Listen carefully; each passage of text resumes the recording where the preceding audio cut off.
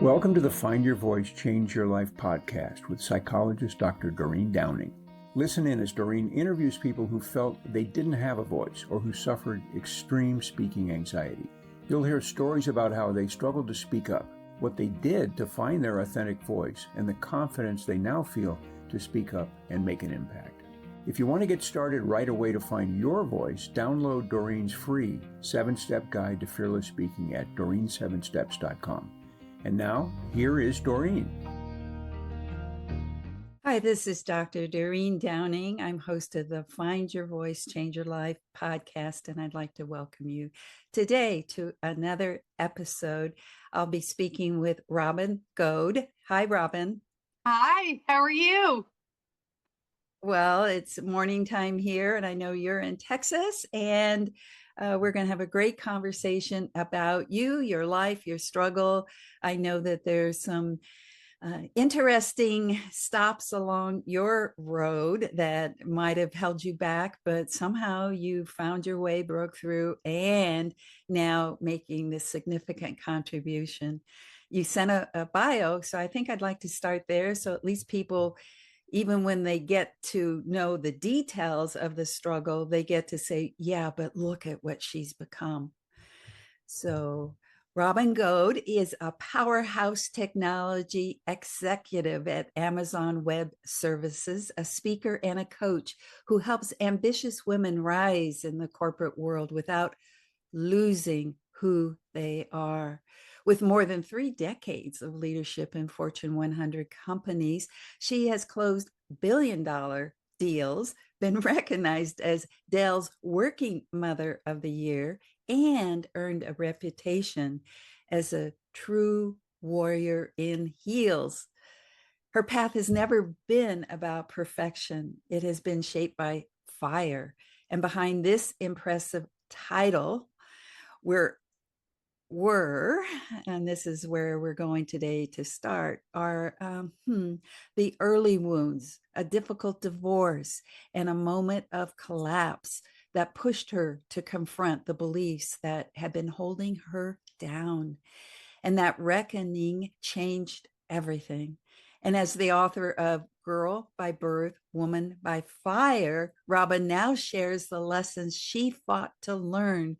And through her you call it REAL. We'll learn more about what those initials stand for. Through her real framework and the unwritten rule book, she gives women the tools to navigate the unspoken challenges of corporate America with clarity, confidence, and integrity.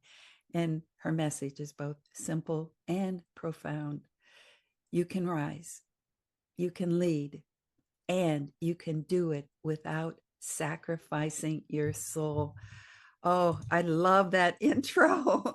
It just feels like we could talk all day around all I would love those aspects. Yes, that's what you're on this earth. That's what you led yourself to be able to do, is to talk all day and probably lead retreats, do whatever is called for you to step in and lead us to rise and to become more of who we are. But first, there's a story, there's a history, there's in some ways I think that we pop out with this gift that we have to give to the world, and then something happens. It's either the environment, or maybe we're a little more shy, or there's just ways in which we aren't fed or nourished in the way that we need to be as little girls to go, hey, look at me, I can, and you can. So let's start there, Robin, your early childhood. Early childhood. So I'm an only child. And my mother used to always say, you're the only one I have, so you have to do everything. Oh. And so I did. I remember from a very young age, piano lessons, dance lessons, softball, basketball, cheerleading. I played in the band. I mean, if student council when I got up into middle school and high school, leadership positions, and so my mom really did set that mantle on me that, you're the only one I have. You are going to do everything. And I learned at a very young age that in my core family, with my mother and my grandparents and, that most immediate group of folks around me, that performance was valued. The expectations were high, and those family members that didn't meet expectations were not well regarded. I learned that, hard work was very valuable and performance was valuable. And so I started tap dancing, literally and figuratively, at a very young age. And that really carried me through, middle school, high school, into college, quite frankly. I oftentimes joke, but behind every joke, there's a little bit of truth, is that I'm grateful that I became addicted to performance, because I could have become addicted to destructive things. So my parents got divorced when I was 7, and my people pleasing and trying to live up to expectations. My mom married an abusive alcoholic as my stepfather. And so, there is a lot to unpack there, but I had these two parallel lives. I had the life that nobody knew about, which was the abusive alcoholism in the family behind closed doors. And then I had the performance and the appearance and all the things that people got to see on the outside. And that worked. That worked for us. Nobody knew what happened behind closed doors, and everything on the outside looked great. And so that became my MO, my operating procedure for my entire life. Yes. Oh my gosh. Just already I'm feeling that the listeners are going, wow, they can relate, because I think that the way you described it, the hidden and then also what's more visible, is so opposite. And I would say that's also a part of my life, with my mom being having mental illness and in and out of hospitals for depression. My grandma took care of us. And yet on the outside, I was just like you, the teacher's pet. I was in, but I wasn't. It's interesting that you had the influence to and the support and these feels like the applause from parents and family to perform. Yeah. I don't know how I did it, because nobody was applauding. Nobody was there. Maybe it was just instinct to survive. And I'm hearing, that's also, in order to fit in and survive, you learn, especially if you have something to hide. Yeah, exactly. And I think, when I was thinking about this podcast and I was thinking about finding my voice, if you would have asked me any time in the last 20 years if I ever didn't have my voice, I would have said no. I was very vocal. I always thought I had a voice. I never once thought I didn't have a voice. However, it was the authenticity of that voice that I would not, come to own until much later in life. But I always had a voice. And like you said, maybe that does come from the applause. I actually, everybody in my family, they all thought, my grandmother, my maternal grandmother, that it's such an influence in my life. But man, her standard was perfectionist. I mean, her standard in everything in life was perfect. I mean, that's what she expected, and it's how she lived her life. And that's what she expected of others. And so she was my biggest fan, and I loved the praise and approval. But that praise and approval is great when it's healthy.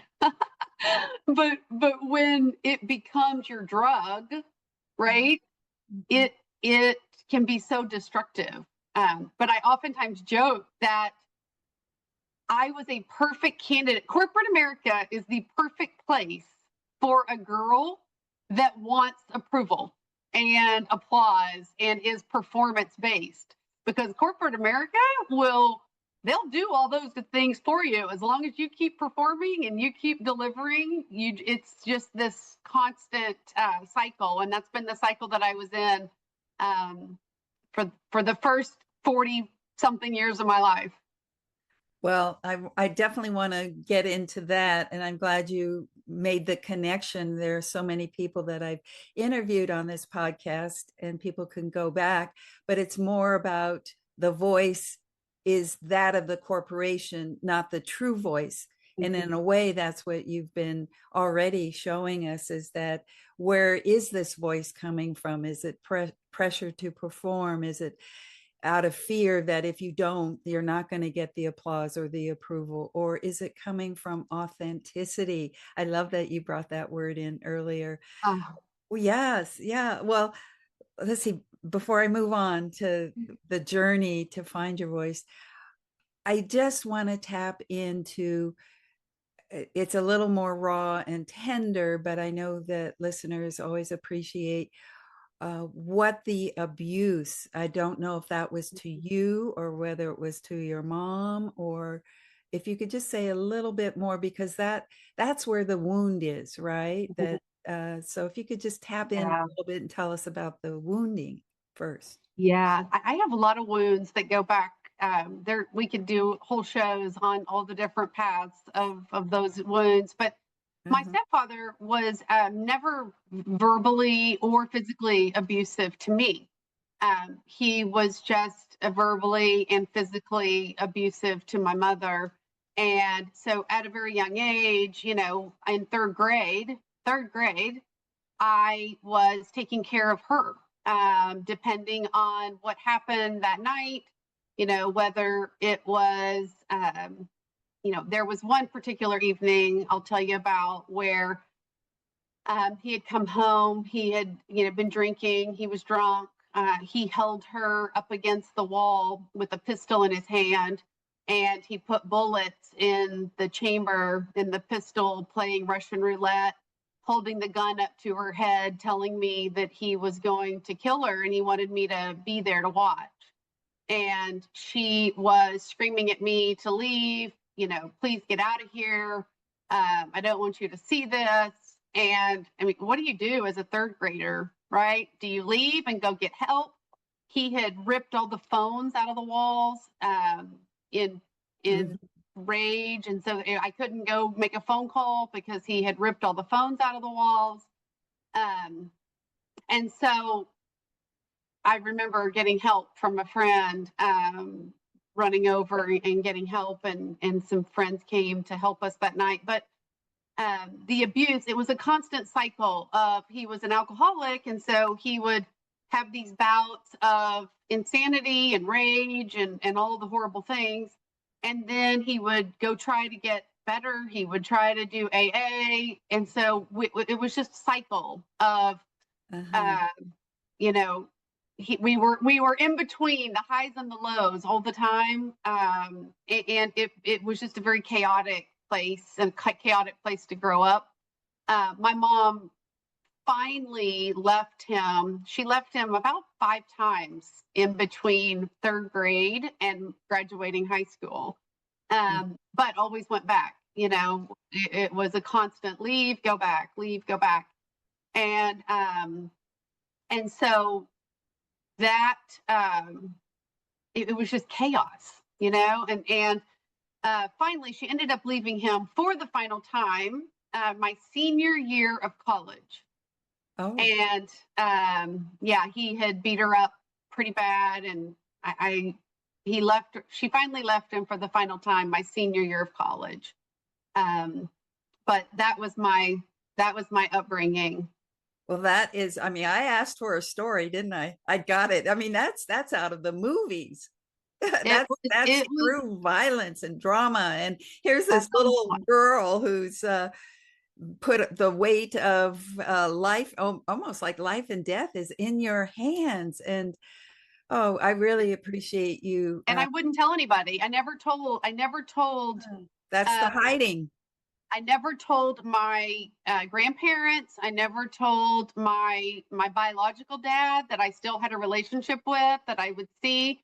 I never told anybody about what really went on at home, because I don't know why I didn't, to be honest. Right? If I was scared that they may take me away, I don't know. I was just we just lived all the while. If you add in our church, our faith, so I grew up in a Christian home, and I went to church 3 times a week with my mom, and we never told anybody at church either what was really going on at home. And so my life was always just very compartmentalized.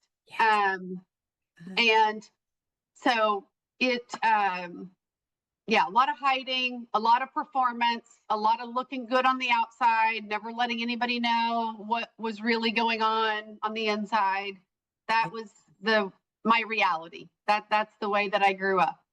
And also, you asked yourself why it wasn't more public about it. And I think that as little ones, we follow the model of what the parent is doing, and you saw what your mom was doing. So in a way, it was like, this is what just, it's natural, normal. This is what you're learning to do. Yeah. All right. So you learn these patterns early on about hiding, and that it's safer to be out and performing. But you wake up somewhere along the line. So as we move into, what was your journey of awakening? So it's not pretty, because guess what? I repeated the pattern that I learned, right? So I get married right out of college to my first husband, and we are married 6 months and we're already separated. And I was going, I am not happy. This is not what I wanted. He never beat me up physically, but he certainly beat me up because I would beg him to. I would stand in his face and say, please hit me, because I'd made a vow a long time ago that if a man ever put his hands on me, based on what I had seen growing up, that I would leave, right? But he wouldn't ever put his hands on me. And so I would stand in his face and try to get him to hit me, because if he would just hit me, I would leave. But he would never hit me. And so it was just verbal abuse. It was, I was fat, stupid, and ugly. Well, you were daring, right? That's what you're talking about. So again, the movie continues. He would just, he would tell me every day, it was, I'm fat, stupid, and ugly, fat, stupid, and ugly. Oh. And that was, I just believed that, he knew the real me, and I was fat, stupid, and ugly. And I would beg him to hit me, and he would never hit me. And so I ended up having an emotional affair many years later. We went to counseling. My ex-husband and I, my first ex-husband and I, went to counseling, and I remember sitting in counseling one day, and the counselor said, Robin, if you were in a room with 100 men, you're going to pick the exact same guy. So you might as well stay with the devil you know. It's better than the devil you don't know. Ooh. And I was like, well, because I was all ready to get divorced. I was ready to get divorced. And he said, your background, you're so messed up that you're just going to keep picking the same kind of guys. The devil you know is better than the devil you don't know. And I thought, well, okay, I guess so. And so I went back to my ex-husband or my first husband, and said, okay, well, if I'm going to always pick bad guys, I guess I'll just stay with you. Well, yeah, but the idea is to change, not to beg. Yeah. The counselor never said, hey, Robin, let's get you healthy. Yeah. Like, You know? can stay but get healthy. Yeah, Yeah, if it's possible. it, So exactly. what happened next then? So I go back to this marriage, and we stay married for 9 years. I have 2 kids. Uh-huh. My career is, I'm great because of my career is I'm performing and I'm excelling, and my career is great. And I end up having an emotional affair with this man at work when I'm about 9 years into my first marriage. And this emotional affair starts because this guy at work just tells me I'm smart and I'm amazing and I have value and Uh-huh. I'm beautiful. And I mean, Uh-huh. nothing physical, just Yeah. positive words that I'm not fat, stupid, and ugly. Mhm. Right. And he validates how smart I am and how good I am and how pretty I am. And so I become an emotional affair. I have an emotional affair with this man for about a year. And then we are going on a business trip somewhere, and we end up having a physical. The emotional affair turns physical. And I come home and I crumble. I crumble under, that's also a whole nother thing. I'd love to know the psychology behind how you can have an emotional affair for a year, but Yeah. you have one physical moment and all of a sudden everything falls apart and you crumble to the floor. I don't know the psychology or the physiology behind it, but I could lie for a year under this emotional affair, but once that affair turned physical, I couldn't. Oh, I crumbled. well, when you use that word crumble, it feels like the facade crumbled, and you Yeah. didn't really crumble. What you were doing was birthing, and this is partly what your message is, I think, as I know you and getting to know you, is that the birth can Yeah. happen, but if you're trapped in a container that doesn't crumble or collapse, Yeah. the new birth can't show up. Maybe Yeah. that's something like that. It's so I end up having a nervous breakdown. So what ends up happening after this Yeah. emotional affair turns physical, I confess to my husband that I've had this affair, and he says it's okay. We'll get through it. I forgive you. We'll get through this. I end up going out to a friend's cabin. I called my girlfriend and I said, "Hey, do you still have that cabin out on the lake?" She said, "Yeah." I said, "Is the key in the same spot?" She said, "Yes." So I go out to her cabin and I have what I call my breakthrough, my emotional breakdown, but it Yes. was really my emotional breakthrough Ooh. because, Oh, I want to put a pause there. yeah, Just the to me that moment of, and I know it's a process. It's not like that, but it is a moment in life that you're talking about.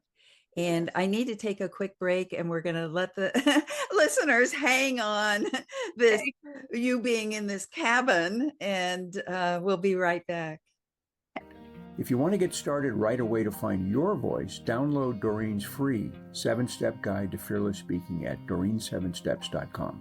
Hi, we're back with Robin Goad today, who's really giving us some very detailed images and stories about what earlier childhood was. And it's both the performance that was appreciated, valued, and affirmed, in which case she had this place where she could say, "Hey, look at me." But there was also a hidden aspect of abuse, alcoholism, violence, and there is a way in which, well, who is she really? Is she the person who's stuck in this kind of, I don't want to call it a hell, but if you just tuning in now, make sure and go back, because you'll get the details of what Robin experienced. Or is she a performer? Well, that's not really real either. So right before the break, she was talking about her breakthrough moment. So that's where we're picking up now. So I'm in this cabin and I took a book that Dr. Phil had written, of all things. I don't even remember the name of the book, but it was basically a book that said, go back and write down and identify those defining moments in your life. And he takes you back through this thought process and says, what is your first memory as a child? Write that down. And my very first memory was the day my parents told me they were getting divorced and what I did that day after that.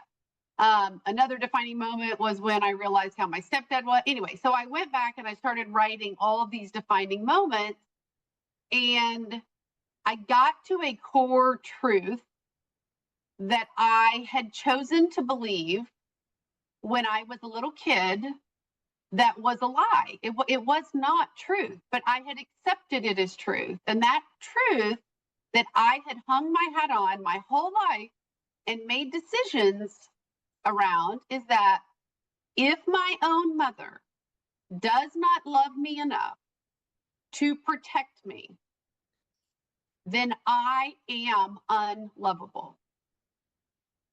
That's deep. And so I broke. So I am laying in the floor, in the cabin, in the fetal position, bawling. I mean, just crying and crying, like heaving, crying, and releasing all of this trauma that, wow, that wasn't true, right? That's what my 7-year-old self believed was true, and I had based every decision. I had gone through, I skipped the whole part about my adolescent years of sleeping around and partying and really just a mess.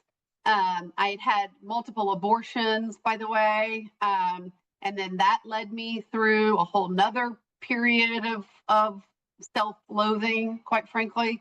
And so all of that, but at the core lie that I accepted as truth was that I was unlovable. And so if my own mother didn't love me enough to protect me, then who else in this world would possibly ever love me enough to protect me? Great question. Great question. You must have found the answer. What is the answer? The answer is myself and my father, my heavenly father, that I am made in his image. And so that is enough right there. Well, for those who are just listening, you won't be able to. I'll just reflect back. Robin's beaming.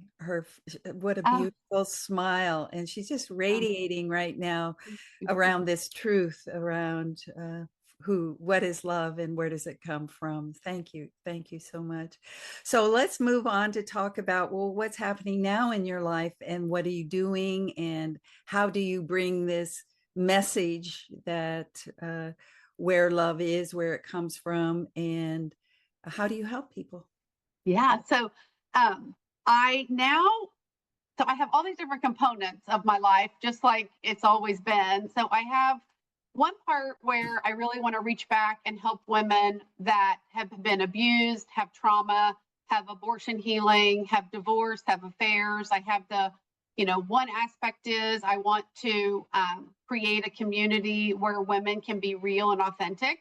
I think that is part of the problem is that, we don't have space for women to say the ugly, raw truth. And so there's that component that I'm wanting to create that community.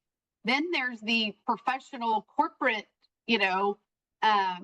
side of it where I want to go back and reach those Robins that are 25 years old and are working in the corporate world. And I want to tell them the real of how it works and how it's going to work, and I'll give them the playbook behind that. But at the end of the day, and that's why I wrote my book. I really wrote my book because I wanted to have a vehicle to be able to come on podcasts like yours and just talk about everything. And my book, when people say, well, what's your book about? I'm like, being a woman. It's like everything. A real woman. A real woman. I said, it's part one is about your relationships and those relationships that you were born into, those relationships that you create on your own, in your family, in your friends, family, community.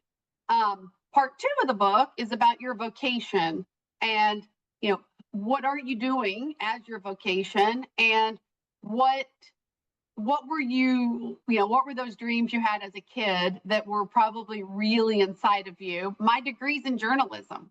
I wanted to be a truth teller. Now, isn't that crazy that my core being of who I am wanted so badly to tell the truth? Yeah. After a life of lies. Well, right? that's because you know it. You know Yeah. what lies do, and you know what lies feels like.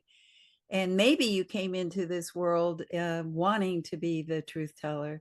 Yeah. And that's partly how we started today, is how we come into is with our gift, but then Yeah. life happens around us. And so I want to go back to those young career girls and explain to them that you can be authentically you, and I can help you find your superpowers. Because I didn't realize my real core value that I brought into those rooms that I was in 30 years ago when I started in corporate America. But once I learned my real superpower and the value that I was bringing to the team that I was in, my career just skyrocketed. I was in rooms that I, would have only dreamed of. And so I want to go back and help those young women know how to navigate that. And then the third part of the book is about health. And it's about your physical health, your spiritual health, your emotional health, and your financial health.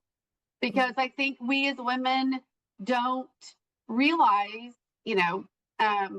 that our financial health, our emotional health, our spiritual health, all of that is so important, especially as we get into our mid 50s and we're in menopause and we think that we have lost our ever loving mind and we don't recognize ourselves. So anyway, that's my book. Those are the three pieces of the book. And I just want to show up authentically, and bumps and bruises and all of it, and help other women, because I didn't have anybody that I felt like I could, reach out to, that I could relate to. And I'm hopeful that there's a lot of Robins out there that I can engage with and start helping them. I'm sure there are, and this podcast is one way in which you'll be reaching people. There have been lots of interviewees who say that after listening to my podcasts, they've reached out to the guest. So it's like, Robin, you are saying, hello, I see you. And the seeing you are, like you say, all parts, not only just the beauty and the power, superpower inside. It's saying, I see the parts of you you want to hide, but I see them and I'm not judging them. Is Absolutely. that right? 100%.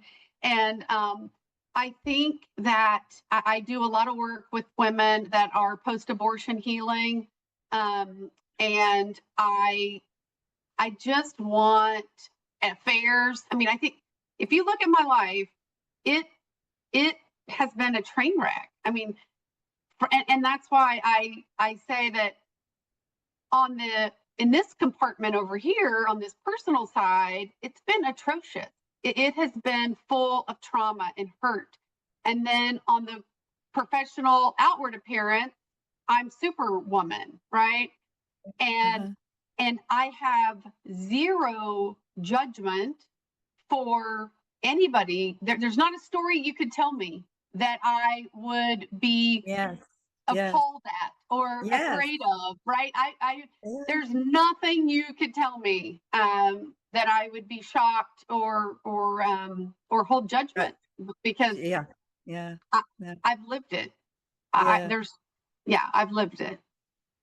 Well, this is really fabulous to highlight you today and to let people know that there is somebody like you who holds truth and holds experiences that were very traumatic. So both the trauma and the truth. Maybe that's an article, Trauma and That's Truth. that's a great title, Trauma and Truth. Yeah, it's So yeah, speaking of, it's all of those. let's wrap it up. And what I like to do at the end here is to have you pause and just reflect on our time together, and knowing that there are listeners out there who are already going wow to you, and also waking up themselves and saying, I'm on that same journey, somewhere along that same journey, they recognizing themselves. So what would you like to leave the listeners with today?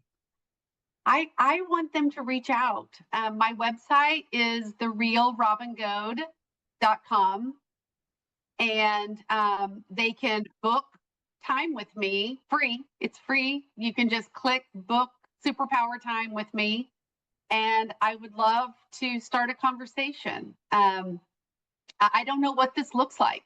I really, I don't know. I know what it looks like on the corporate coaching side. That's very clear. They can book time with me, and I can help them with their superpowers and map out their career and do the career coaching. But on the personal side, I don't know what that looks like yet, but I just want to offer a place where we can build a community of real, authentic, inspiring women, and book time with me. I'd love to get to know them.